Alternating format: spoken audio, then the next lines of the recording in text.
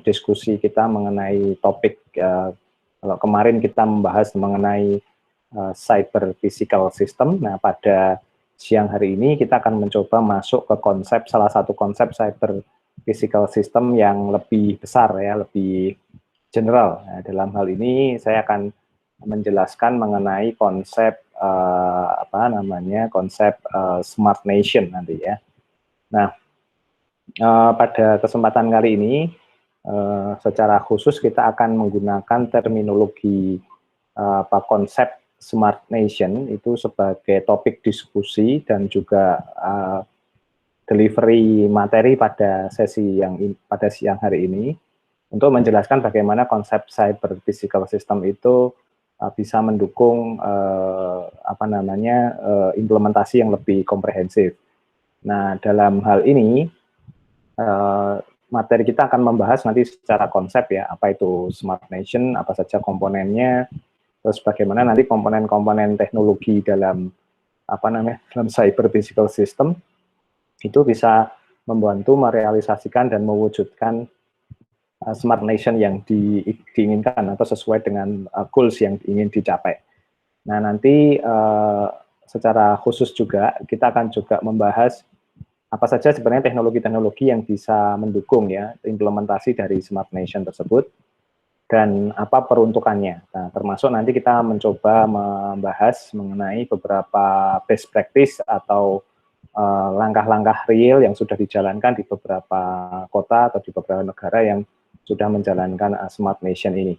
Nah, harapannya nanti kita bisa menangkap konsepnya seperti apa, kemudian teknologi supportnya seperti apa, dan yang terakhir tentu saja nanti bisa memantik kita untuk memikirkan suatu inovasi atau ide yang sifatnya sangat dibutuhkan oleh negara atau mungkin dalam konteks mewujudkan misalnya Indonesia memiliki konsep smart nation yang terimplementasi. Nah, kebetulan konsep smart nation ini juga menjadi salah satu tampak mukanya dari penelitian-penelitian di laboratorium sistem komputer dan jaringan.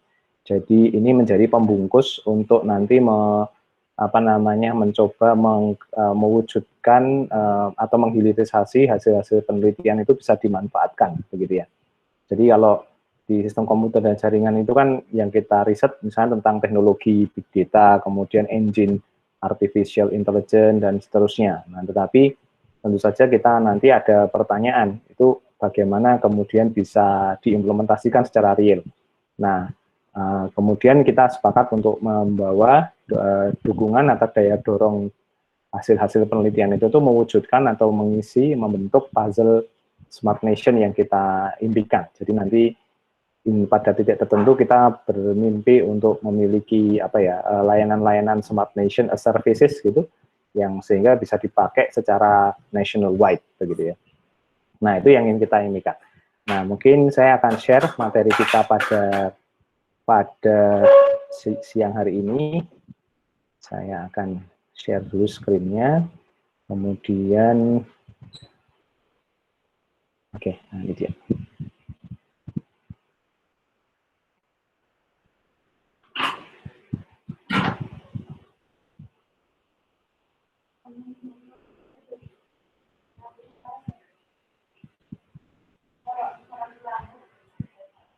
Ya, semoga kelihatan ya. Jadi sudah kelihatan presentasinya. Jadi ini yang akan kita bahas pada siang hari ini, yaitu konsep apa itu yang dimaksud dengan smart nation. Ya, jadi ini bahasan yang sebenarnya cukup menarik ya, karena konsep smart ini bisa diimplementasikan di banyak elemen. Ya. Misalnya kalau di bidang kebetulan ada mahasiswa dari FEB ya, jadi kita bisa bagaimana smart financial system. Nah, itu kita bisa nanti implementasikan juga di cyber physical system. Nah, saat ini lagi marak gitu, bagaimana kita membuat semacam smart financial system yang bisa memberikan daya dukung kepada negara sehingga terjadi transparansi dan akuntabilitas publik begitu, sehingga meminimalisir terjadinya fraud atau korupsi atau yang lainnya. Nah, itu yang menjadi salah satu yang sebenarnya ingin kita dorong ya. Nanti penggunaannya teknologinya apa? Misalnya teknologi artificial intelligence, kemudian teknologi big data, kemudian teknologi lain yang sekiranya bisa kita gunakan untuk menciptakan hal tersebut. Nah, dari konteks ini sebenarnya kita bisa belajar bahwa teknologi-teknologi yang ada di dunia ilmu komputer yang advance ini sebenarnya punya potensi untuk bisa merealisasikan impian-impian baik dari suatu wilayah atau suatu kondisi tertentu gitu ya. Nah, tinggal bagaimana cara kita mengimplementasikannya. Nah, kadang kita terjebak bahwa teknologi-teknologi itu ya hanya sekedar etalase, tapi tidak bisa impactful terhadap terhadap kebutuhan untuk diimplementasikan di dunia nyata, ya gitu. Nah, contoh misalnya kita saat ini dalam kondisi kondisi yang cukup rumit gitu ya, karena pandemi dan lain sebagainya. Nah, saja sebenarnya kita punya banyak peluang dengan kondisi yang penuh keterpaksaan ini atau penuh dengan limitasi ini. Sebenarnya daya dorong teknologi bisa mendorong terjadinya banyak inovasi, ya, gitu ya. Jadi misalnya kalau di dunia kesehatan ya bisa mendorong terjadinya lebih cepat implementasi telemedicine gitu ya. Jadi orang lagi tidak berjubel di rumah sakit tapi bisa melakukan konsultasi kesehatan secara jarak jauh, berkonsultasi, bahkan bisa mengirimkan spesimen medisnya itu melalui digital dan kemudian nanti tinggal di akses secara artificial intelligence di cloud begitu, sehingga dokter tinggal melakukan assessment. Nah, hal semacam itu yang menurut saya bisa kita dorong ya. Di transportasi juga sama, di tempat-tempat yang lain juga sama. Nah, sebelum membahas itu, mari kita lihat sama-sama ya, bagaimana sebenarnya konsep yang penting dari sini ya. Nah, dari konsep Smart Nation ini sebenarnya ada dua hal yang mendorong atau yang menjadi key point atau key konsep dari Smart Nation. Yang pertama adalah yang disebut sebagai digital revolution. Jadi bukan lagi digital transformation. Kalau digital transformasi itu kan melakukan transformasi bertahap untuk mendorong perubahan dengan menggunakan daya dorong digital gitu ya. Semuanya masuk ke wilayah digital teknologi. Nah, tetapi kalau di sini ini benar-benar melakukan transformasi bisnis proses. Jadi tidak hanya penggunaan teknologi semata, tapi juga bagaimana cara berpikir, cara bekerja, cara hidup, cara play games-nya itu juga akan berbeda begitu. Jadi ini memang kalau yang di digital transformasi kita seperti mendigitalisasi existing business process menjadi sistem informasi dalam skala yang besar. Mungkin itu yang sekarang ini kita pahami dengan konteks manajemen information system. Maka kemudian wujudnya jadi kayak e-government, electronic health, electronic education dan segala macam. Jadi seperti seolah-olah mencoba mendigitalkan proses-proses bisnis yang saat ini berjalan secara prosedural atau manual ke dalam digital ya, tetapi dalam konteks digital. Nah, sehingga sayangnya itu hanya kayak mencoba mengcopy paste dan didigitalkan, tapi belum ada satu sentuhan yang cukup signifikan terhadap misalnya perubahan proses bisnis. Harusnya dengan adanya digital itu kita mensimplifikasi proses gitu ya. Jadi harus ada transformasi bahkan revolusi bisnis proses kalau perlu berubah menyesuaikan dengan nature dari digitalnya. Nah, jadi ini yang ingin dikembangkan atau yang ingin dipush, yaitu terjadinya digital revolution. Nah, pertanyaannya mungkin nggak itu terjadi. Nah, ini yang kita bahas sebenarnya bagaimana mengawal proses itu agar bisa terwujud itu di sana. Dan tentu saja peranan cyber physical system itu menjadi sangat relevan dan sangat penting karena bagaimanapun hanya konsep cyber physical system sebenarnya yang bisa merealisasikan ini.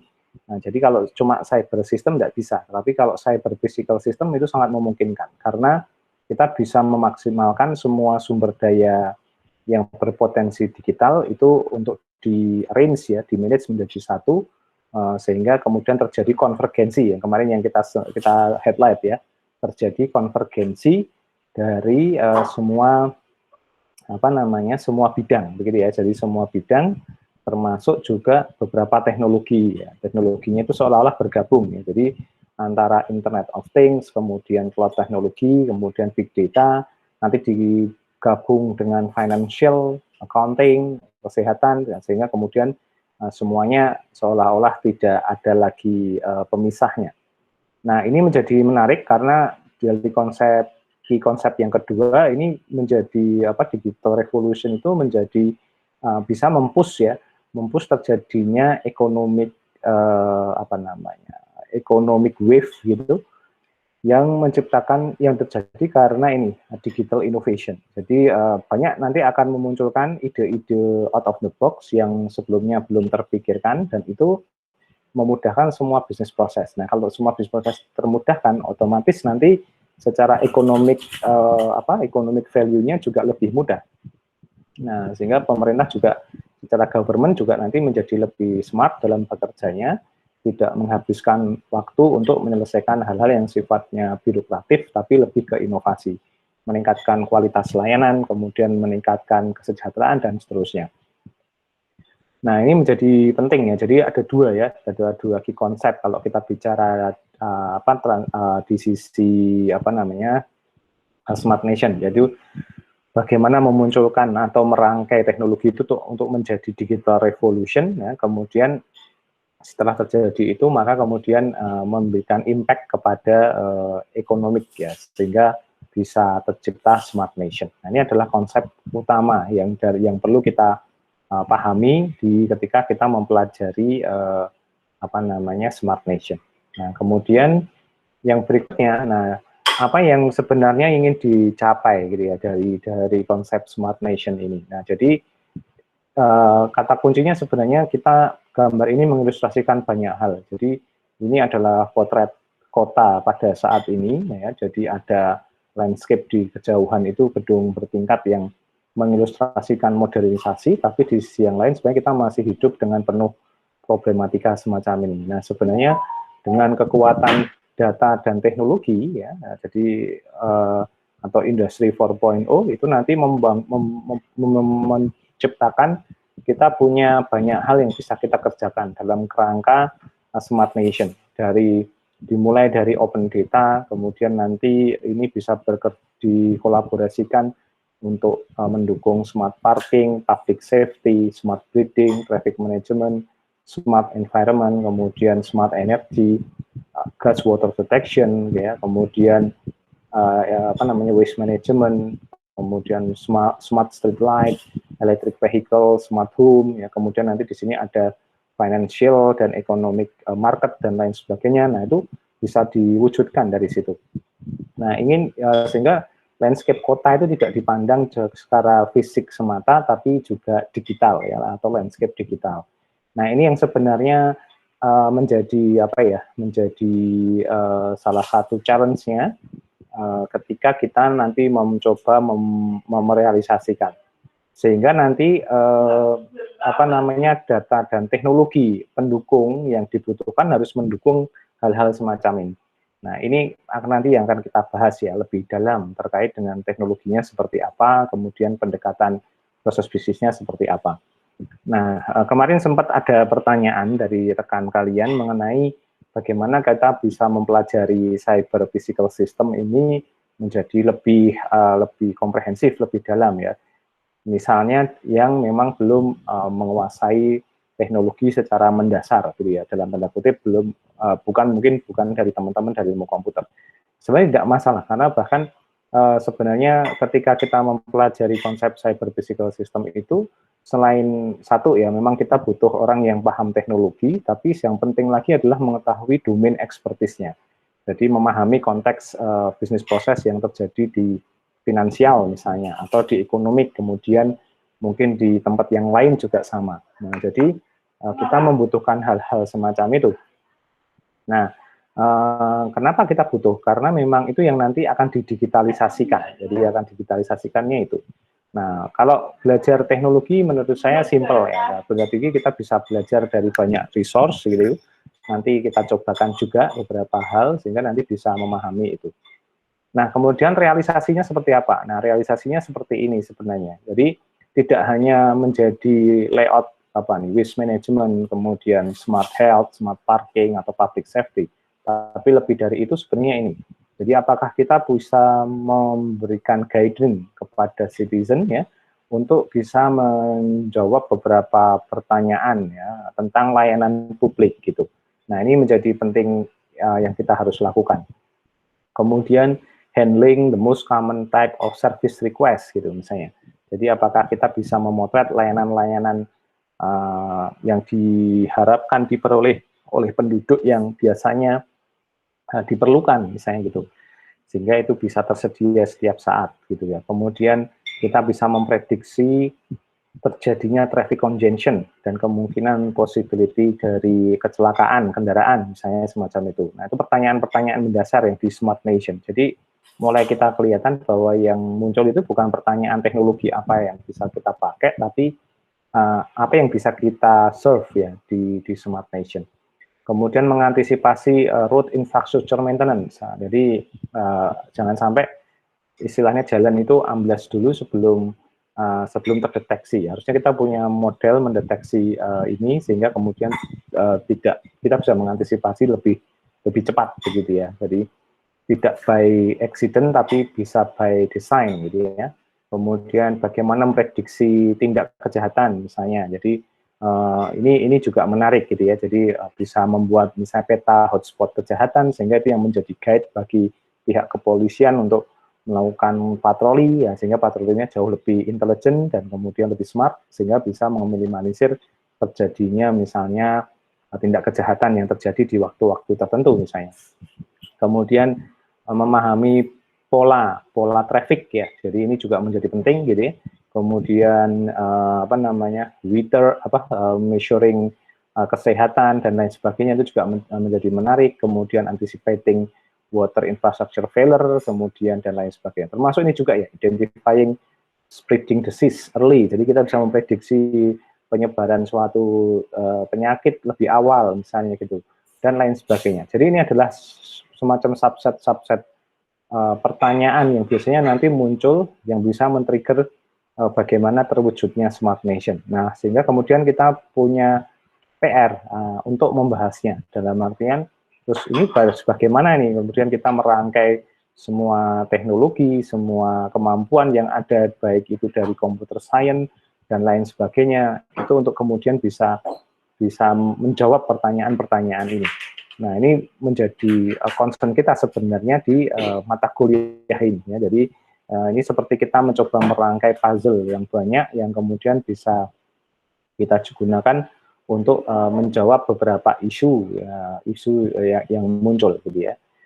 Nah, sebenarnya kalau kita mau kembali ya kita harus memahami bahwa konsepnya adalah kita harus memastikan bahwa di Smart Nation itu tercipta beberapa komponen dasar ya.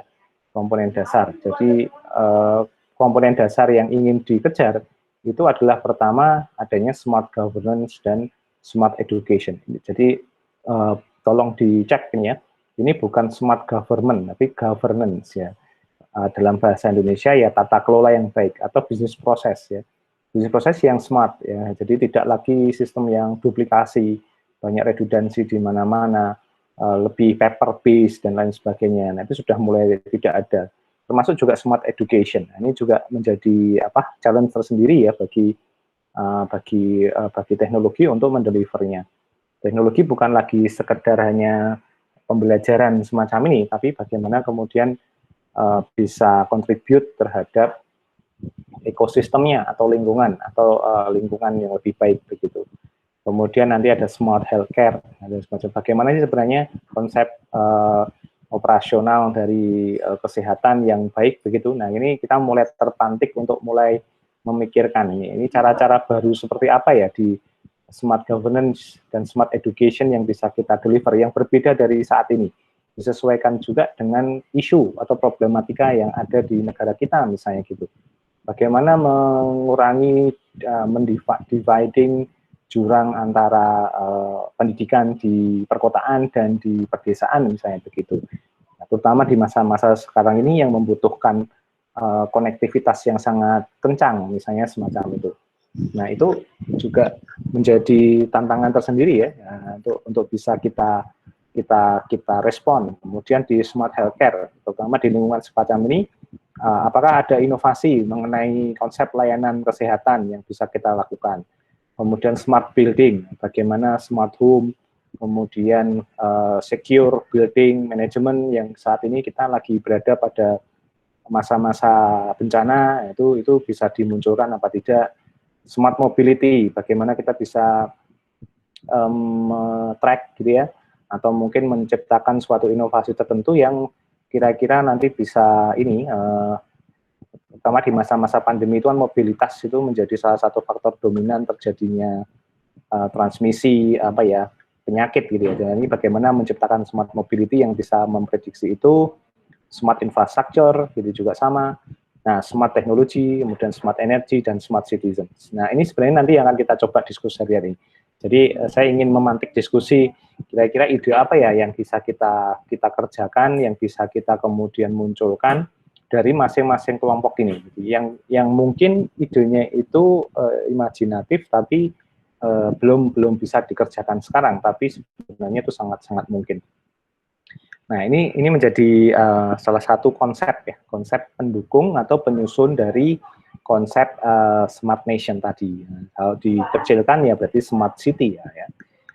Nah, kemudian berikutnya adalah, nah ini ada beberapa elemen ya yang memungkinkan itu semuanya terjadi. Ya, jadi gitu. Jadi dari sisi teknologi cara pandangnya adalah untuk mewujudkan itu kita butuh yang namanya open data. Jadi data yang bersumber dari semua bidang ini, ya, dari semua bidang ini harus bersifat open, gitu. Atau terbuka. Terbuka dalam artian terbuka untuk digunakan oleh sistem yang lain. Jadi kita bisa mendapatkan akses sehingga bisa mengetahui apa yang dipunyai dan apa yang terjadi di bidang yang lain. Nah, ini menjadi tantangan. Nah, teknologinya apa open data ini? Kalau di dunia teknologi mungkin kita sudah mendengar bahwa kita bisa saling mengirimkan data yang dipunyai menggunakan web services atau menggunakan platform teknologi terbuka yang lain gitu ya. Tetapi kita punya potensi sekarang untuk mendelivernya dengan menggunakan big data teknologi misalnya begitu. Kemudian konsep yang kedua adalah, di open data juga nanti ini memperhatikan benar tentang privacy, ya, perlindungan data ya. Jadi tidak open itu tidak kemudian menghilangkan aspek privacy, itu bukan semacam itu ya. Tetapi sebenarnya malah membuat privacy ini privacy ini menjadi salah satu yang penting atau perhatian. Ini yang menjadi kewaspadaan kita ya, gitu ya. Jadi open data itu kalau yang ditempatkan secara benar itu bukan open data yang sifatnya semuanya jadi terbuka dan bisa diakses sesukanya, tetapi lebih dari itu sebenarnya bisa lebih lebih cenderung lebih ke arah akses datanya. Nah, kemudian kalau living laboratory ini adalah sifatnya semua case yang ditangani oleh Smart Nation itu sifatnya memang living laboratory. Contoh misalnya kalau kita mencoba melakukan suatu pengembangan misalnya di bidang smart government gitu atau governance gitu ya, kita memperbaiki tata cara kependudukan. Nah, maka selama itu proses berjalan, maka itu dianggap sebagai living laboratory. Jadi itu ada perubahan kapanpun itu menjadi feedback bagi penyempurnaan sistem digital yang dibangun. Jadi gitu. Nah, sayangnya kita itu tidak punya konsep semacam itu ya. Jadi kita lihat di negara kita itu kalau ada semacam project berbasis teknologi informasi ya, itu dianggap seperti project. Jadi kalau project ya harus selesai di satu waktu gitu ya, di satu tempat gitu ya, sehingga itu menyebabkan dan 1 tahun selesai, setelah itu nggak ada kelanjutannya. Nah, cerita-cerita kayak gitu sering terjadi. Nah, ini jadi kelemahan kita, sehingga kita tidak punya living laboratory. Sehingga ketika mau diperbaiki atau membangun yang berikutnya, apa yang terjadi? Ya, kita harus membangun from scratch atau dari nol lagi. Nah, ini yang menjadi permasalahan. Kemudian yang kedua adalah industri and startup ecosystem. Nah, ini menjadi penting karena ini engine-nya inovasi. Nah, sebenarnya kita harus menambahkan satu, namanya university atau academic ya. Nah, tapi sayangnya kita itu sering tidak terjadi ya di academic industry itu kita fokusnya ya hanya pada pembelajaran, tapi tidak fokus kepada inovasi. Nah, inovasi yang bisa dihilirisasi ke masyarakat. Nah, kita menunggu momen seperti pandemi ini baru kita bersusah payah untuk kemudian menghilirisasi hasil-hasil penelitian kita untuk membantu di sana. Nah, ini menjadi tantangan tersendiri. Kita bisa melihat gerakan-gerakan beberapa startup di luar sana, itu bahkan bisa menghasilkan inovasi produk-produk yang langsung siap jadi, tanpa harus ribet dengan birokrasi penelitian, tapi impactful ke masyarakat ya. Jadi semacam itu. Ya, saya pikir kita juga belum pernah kan membaca paper mengenai prototipe-nya Gojek gitu kan. Jadi semacam itu. Kita juga belum pernah membaca paper tentang prototipe-nya Tokopedia misalnya gitu. Belum pernah gitu. Sistem e-commerce-nya seperti apa. Nah, tetapi yang terjadi adalah it's work gitu. Nah, ini yang menjadi bahasa saya ini kecemburuan ya di dunia akademik kita. Di akademik itu ketika kita mau meluncurkan inovasi, sering sekali kita dihadapkan dengan harus publish dulu, harus paten dulu, baru bisa ke industri. Nah, terlalu lama ya menurut saya. Jadi itu harus berubah juga. Kemudian yang kedua adalah cyber security and data privacy. Ini juga menjadi salah satu concern. Jadi meskipun nanti di smart nation, kita harus berpikir bahwa cyber security and data privacy itu adalah prioritas ya. Nah, kemudian ada ini, computational capabilities and digital inclusion. Jadi ini penting sekali. Ini akan menjadi poin penting karena seringkali kita pengen secanggih-canggihnya gitu ya, secepat-cepatnya, tapi kemampuan computational kita itu terbatas. Ya, ini juga berbahaya. Nah, contohnya komponen computational itu adalah misalnya broadband atau jaringan internet kapasitas besar ya. Itu juga kita harus pastikan itu tersedia. Jadi sulit juga kalau misalnya kita udah pasang berbagai macam aplikasi, tapi ternyata dari sisi komputasi untuk ke publik itu rendah. Itu juga jadi kesulitan. Nah, yang terakhir adalah yang paling penting, cross-border collaboration atau interdisciplinary collaboration. Nah, jadi ini menjadi menarik gitu ya kalau cross-border collaboration bisa terjadi. Nah, ini menjadi komponen-komponen penting ya, pendukung agar kemudian bisa melakukan ini. Nah, yang kita pelajari di sini adalah bagaimana kita mempush teknologi-teknologi ya, yang kita pelajari nanti itu bisa nih, mendukung open data, mendukung living laboratory, menumbuhkan ekosistem, kemudian tetap menjaga privacy, mendorong terjadinya computabilitas capabilities yang cukup, dan terakhir adalah open. Kalau ini open data, ini open research gitu ya, atau open collaboration. Nah, ini menjadi poin yang penting juga. Nah, kemudian ini yang menjadi menarik. Apa sih teknologi-teknologi yang cocok untuk di smart nation? Nah, ini kita masuk ke ranah yang jauh lebih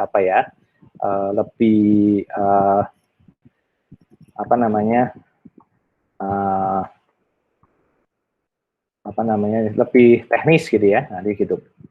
Tapi saya akan coba membahasnya tidak teknis sekali karena ini ada juga teman-teman kita yang dari luar ilmu komputer, biar memahaminya dengan lebih komprehensif, dan plus juga yang teman-teman dari ilmu komputer memahami bahwa istilah-istilah yang nanti saya jelaskan ini tidak melulu sekarang miliknya ilmu komputer. Nah, jadi ini sudah menjadi barang common gitu ya, atau teknologi yang umum dipakai di banyak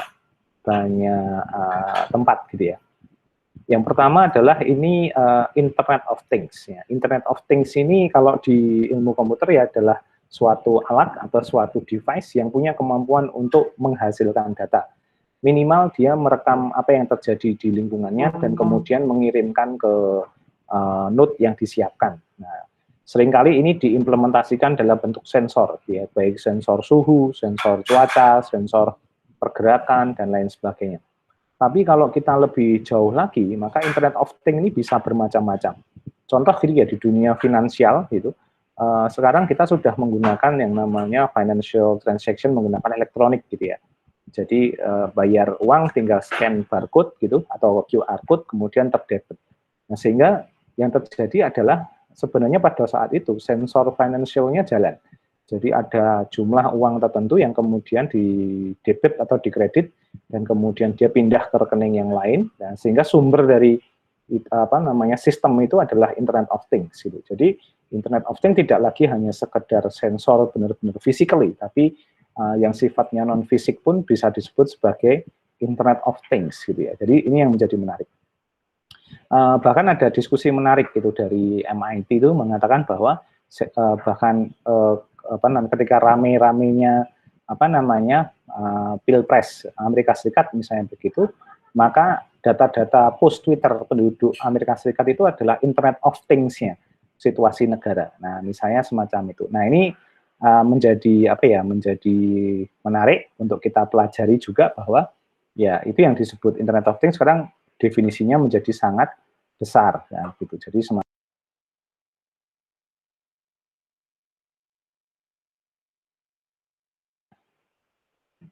nah, berikutnya adalah kemudian kalau kita bicara lebih luas lagi, nah Internet of Things ini juga sekarang beranjak atau masuk ke dunia industri ya, yang kemudian dikenal sebagai EIoT atau Industrial Internet of Things. Nah, maksudnya Industrial Internet of Things adalah ini teknologi Internet of Things yang dipakai dalam skala besar atau skala industri. Nah, jadi diimplementasikan di level industri, gitu. Nah, jadi contohnya semacam apa ya? Semacam kita sekarang sudah masuk ke teknologi autonomous car gitu. Nah, itu juga menunjukkan bahwa Internet of Things-nya sudah masuk ke dalam industri gitu ya. Ada juga nanti model apa namanya itu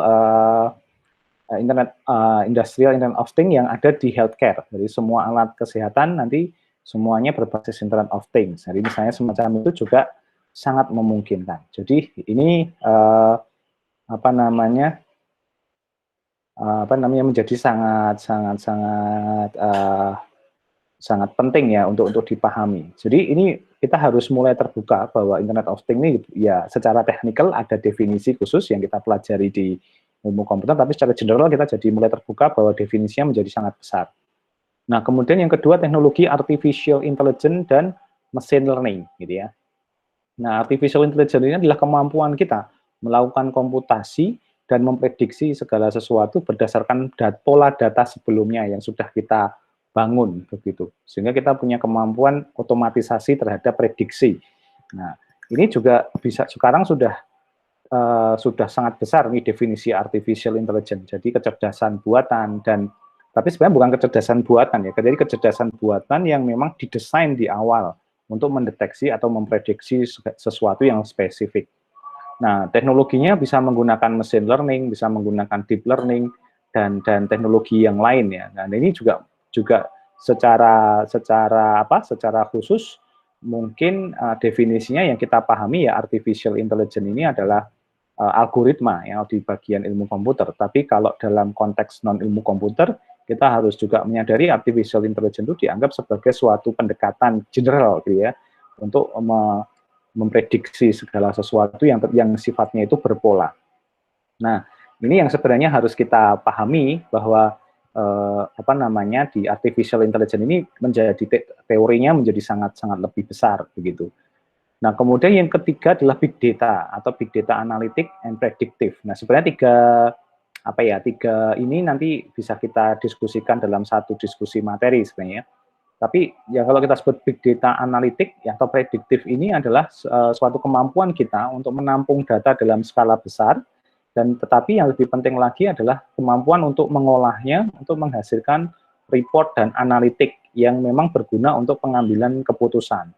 Nah, ini kan teknologinya mungkin kalau di ilmu komputer ya kita mengenal ada Hadoop, MapReduce, dan Elasticsearch mungkin yang lain gitu ya.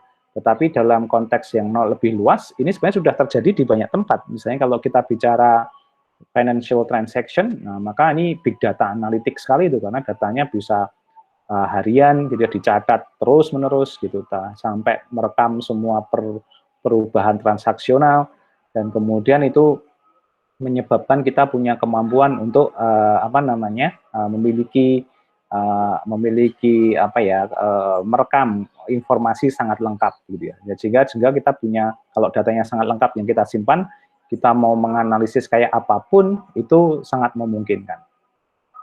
Nah, kemudian yang berikutnya adalah cloud ya, cloud performance management. Jadi cloud performance management ini teknologi yang memungkinkan kita untuk mengakses segala layanan ya, baik itu layanan Internet of Things, artificial intelligence, big data itu secara internet base dari mana saja. Nah, ini menjadi penting ya karena saat ini semuanya bisa dilakukan dari mana saja ya. Jadi kita bisa kayak kuliah nih online, kemudian kita bisa coding dari rumah, asal bisa akses internet ya itu dan lain sebagainya. Nah, ini juga menjadi menarik, sehingga cloud ini menjadi sekarang juga berubah lagi, tidak sekedar hanya teknologi layanan berbasis internet, tetapi cloud itu menjadi model layanan. Nah, jadi misalnya di cloud computing kita kenal ada istilah pay as usage. Jadi kita membayar sesuai dengan kapasitas penggunaan dari teknologi yang kita lakukan. Jadi tidak lagi beli package gitu atau beli satu produk besar, tapi cukup usage-nya kayak meteran air atau meteran listrik begitu. Nah, ini juga menyebabkan nanti dari sisi ekonomik kita punya sistem pembayaran atau cost perhitungan capital expenditure dan operational expenditure yang berbeda. Nah, kemudian ada juga mobile and wireless devices. Jadi ini sebenarnya pengembangan dari Internet of Things karena semuanya kemudian bisa memiliki kemampuan konektivitas mobile dan wireless ya. Jadi semacam itu. Kemudian nanti juga ada sensor monitors, ini yang kalau digabungkan ini menjadi Internet of Things. Sensor monitor dan video capture ini nggak cuma sekedar mengambil data yang sifatnya kecil, tapi juga besar. Contohnya video surveillance dan lain sebagainya.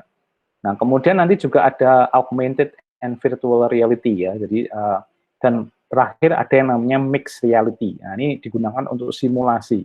Nah, kalau di misalnya ini juga menarik gitu ya. Jadi kalau di Cina itu teknologi kesehatan, dokter bisa mengoperasi hanya dengan menggunakan teknologi virtual reality. Nanti yang mengoperasi yang di ruang operasi itu adalah robot, tapi yang mengoperasionalkan secara virtual, secara augmented itu adalah dokternya. Nah, kemudian kita udah masuk di dunia ini ya, di fintech, financial technology. Ini model mobile payment yang berbasis digital, pure begitu ya. Jadi ini akan juga increasing. Ini juga saya pikir semua aspek terpengaruh dan terkena begitu, merasakan impact-nya. Kemudian nanti ini mobility autonomous transportation. Nah, ini juga mungkin nanti dari mobil otonomus, taksi terbang otonomus, sampai yang lain itu juga mungkin akan ada. Tesla sedang mengembangkan Hyperloop misalnya, nah itu juga menjadi salah satu yang menjadi nanti akan menjadi pemantik ya munculnya perkembangan teknologi yang jauh lebih kencang. Kemudian 3D print, ya, yaitu additive manufacture. Jadi sekarang yang namanya manufacturing, itu kalau dengan adanya 3D print ini membuat fleksibilitas desain produk menjadi lebih fleksibel dan lebih cepat. Nah, jadi proses produksi juga lebih bisa lebih custom dan lebih cepat, sehingga efisiensi dan efektivitas di industri manufacture itu menjadi lebih bisa tercapai. Nah, kemudian ada blockchain ya. Nah, ini menarik nih blockchain ini. Blockchain ini adalah mekanik, sebenarnya kalau kita bahas nanti mungkin di satu segmen akan kita bahas khusus ya tentang blockchain. Blockchain ini kalau dibaca, ini orang akuntansi sekali, karena blockchain itu sebenarnya sistem pencatatan ya, sistem pencatatan akuntansi menggunakan dua sisi, debit dan kredit begitu, tetapi kemudian itu didistribusikan ke banyak node yang terdistribusi. Nah, sehingga banyak sekali replikasinya, sehingga dia tingkat validitasnya sangat tinggi sekali dan presisinya juga sangat tinggi sekali. Nah, blockchain ini menjadi salah satu cikal bakal terjadinya transparansi sebenarnya. Nah, jadi beda ya kalau blockchain yang dimaksud blockchain sistem semacam itu. Tapi yang sekarang lagi hit itu adalah yang Bitcoin. Nah, Bitcoin itu salah satu aplikasi yang menerapkan konsep blockchain gitu. Tapi bentuknya adalah mata uang begitu.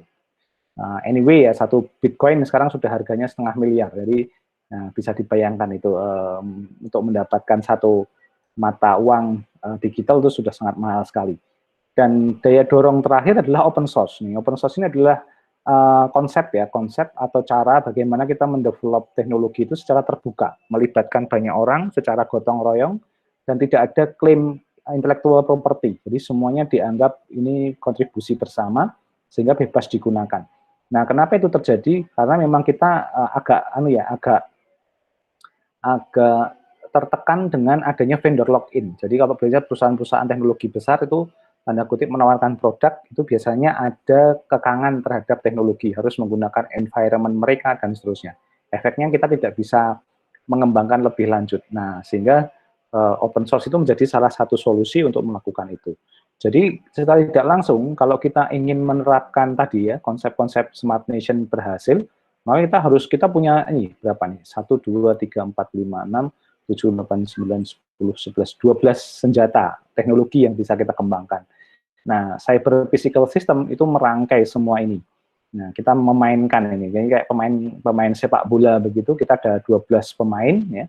Nah, kita harus membuat konfigurasinya menjadi misalnya 3-4-3-1 begitu atau 3-3-4 atau bagaimana. Nah, untuk kemudian kita bisa merangkai ya apakah strateginya itu ofensif atau defensif. Nah, nanti di sesi yang kedua kita akan masuk ke salah satu teknologi di sini ya. Nah, kemudian yang berikutnya yang menjadi menarik dari menjadi Smart Nation issue itu nanti ada beberapa kategori diskusi atau isu yang menjadi perhatian lebih utama. Ya, meskipun yang lain itu misalnya tadi landscape ini itu cukup banyak, tetapi kalau di Smart Nation memang fokusnya pada sesuatu yang tanda kutip menguasai hajat hidup orang banyak. Jadi gitu. Oh ya, ini sudah asar, tapi nanti kita break di jam 15.30 untuk sholat dulu, kemudian nanti kita lanjutkan. Nah, saya selesaikan satu slide ini dulu. Nah, kemudian yang ini ada yang namanya utilities ya. Utilities ini adalah suatu fasilitas publik yang mengurusi dari ketersediaan power, tenaga listrik atau sumber daya energi, kemudian water, air minum, air bersih, dan juga waste management. Nah, gitu. Nah, jadi kita mulai berpikir nih, kalau untuk ngurusin utilities ini 12 teknologi ini apa yang bisa kita rangkai agar kemudian kita punya yang namanya smart utilities. Nah, misalnya di dunia power ya, mungkin kita bisa memunculkan suatu teknologi IoT yang bisa mendeteksi jumlah konsumsi energi listrik rumahan sehingga kemudian kita bisa pelajari pola itu, kemudian punya teknologi artificial intelligence untuk menciptakan yang namanya smart home yang orientasinya menghemat penggunaan energi rumahan, misalnya semacam itu. Sehingga misalnya implementasinya nanti kalau si tuan rumah pergi dari rumah ya mungkin hanya lampu depan saja yang dihidupkan, yang lainnya automatically di switch jadi off, misalnya semacam itu. Water juga sama, waste management juga sama. Jadi kayak gitu. Nah, kemudian decarbonization, air and outdoor environment quality. Nah, ini digunakan untuk mengimprove dan memproteksi secara regulatori ya, bagaimana pola kita untuk sustainable di di decarbonization ya. Kemudian transportation, nah ini kita perlu intermodal traffic control system. Nah, ini juga menarik ya. Kita bisa, jadi misalnya kita polisi memasang CCTV banyak hanya untuk tilang elektronik, menurut saya agak rugi gitu ya. Jadi agak nanggung. Harusnya itu dipakai untuk misalnya melakukan prediksi traffic ingestion-nya, traffic estimasi pengguna sehingga kita bisa memprediksi kapan terjadinya kemacetan dan mengantisipasinya dengan modal itu. Jadi, nah ini bisa kita keluarkan dari situ. Kemudian bisa juga untuk fokus pada public safety and security. Nah, bagaimana kita bisa support kegiatan keamanan, kemudian pencegahan kebakaran, emergency medical response itu bisa diselenggarakan dengan beberapa teknologi yang tadi yang kita sebutkan.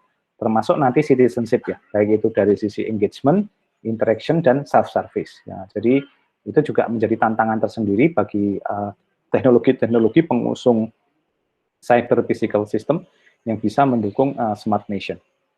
Nah, saya sih membayangkan nanti riset-risetnya teman-teman di lab sistem komputer dan jaringan dan yang lain itu arahnya ke sini gitu ya. Jadi kita mulai mengarah ke hilirisasi yang arahnya ke domain-domain spesifik semacam ini. Nah, kemudian ada yang menarik dari smart nation ya. Satu yang akan terbentuk apabila nanti ekosistem inovasinya terjadi adalah tumbuhnya digital ekonomi. Nah, digital ekonomi itu ya ini kita bisa melakukan rapid digitalization yang bisa mendisrupt atau mengubah landscape operasi bisnis. Jadi bisnis operasi tidak lagi tidak lagi rigid harus sangat ketat begitu, tapi penuh dengan inovasi. Dan ini memungkinkan kita punya kesempatan untuk mempunyai skill ekonomik yang lebih besar begitu ya. Nah, kemudian yang kedua adalah nanti ini value added-nya. Digital government juga menjadi menarik ya. Jadi digital government ini nanti bisa menciptakan penggunaan data yang masif sehingga kita bisa melakukan yang namanya pelayanan publik yang lebih baik gitu ya. Nah, ini menjadi menarik gitu ya. Kemudian mengintegrasikan layanan-layanan publik itu ya siap setiap saat begitu ya ketika dibutuhkan. Nah, seringkali kan tidak ya. Jadi kita yang malah melayani pemerintah dibanding pemerintah yang melayani kita. Jadi semacam itu. Contohnya apa?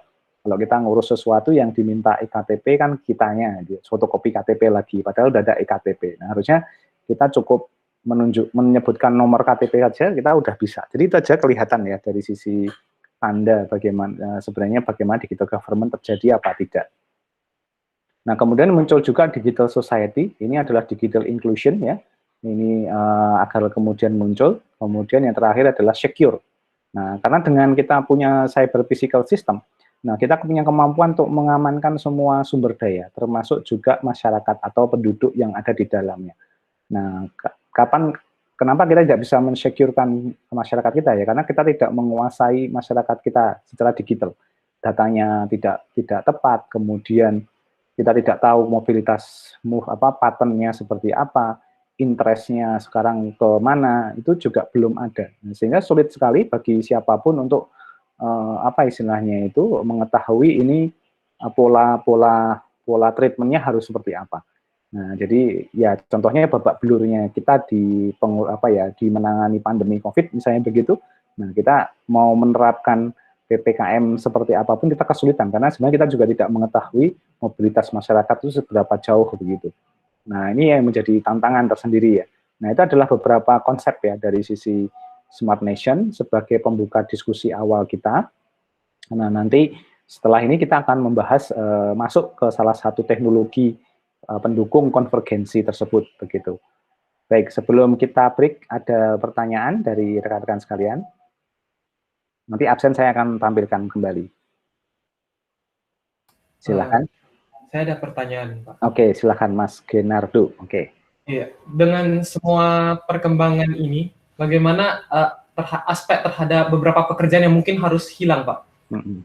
Ya, itu bagaimana ya? Apakah kita yakin bisa ada ide dan ruang pekerjaan yang baru untuk mereka seperti itu?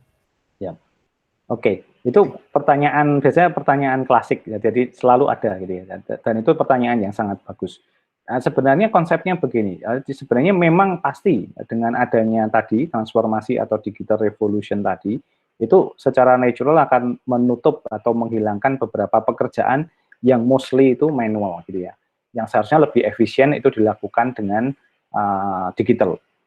Nah, sebenarnya yang menarik adalah nanti akan muncul banyak juga pekerjaan yang lebih baik begitu. Jadi yang dulunya orang itu mengurus secara manual, orang-orang itu akan pekerjaannya hilang, orangnya masih ada, tapi orang tersebut harus di-enhance gitu kemampuannya untuk mengurusi yang manual. Nah, contoh kalau di dunia accounting misalnya, kita tidak lagi butuh akuntan yang mengisikan data transaksi keuangan, nah, ya kan?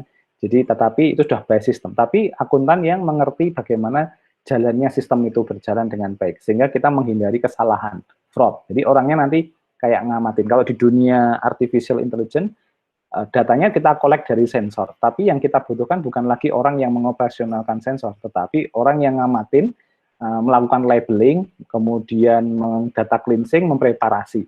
Nah, pertanyaannya adalah, maukah orang-orang yang biasanya bekerja di sektor manual itu di-enhance agar kemudian masuk ke ranah yang lebih smart.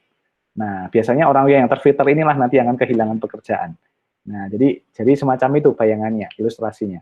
Ya, jadi ya satu sisi pasti ada secara ringkas beberapa jenis pekerjaan atau aktivitas yang akan terdisrupt gitu ya, hilang gitu ya, sehingga memang kalau orangnya tidak mau enhance ya otomatis akan kehilangan pekerjaan tersebut. Tetapi kalau dia mau bergerak, kita bisa mengisi posisi yang lebih lebih prestis ya.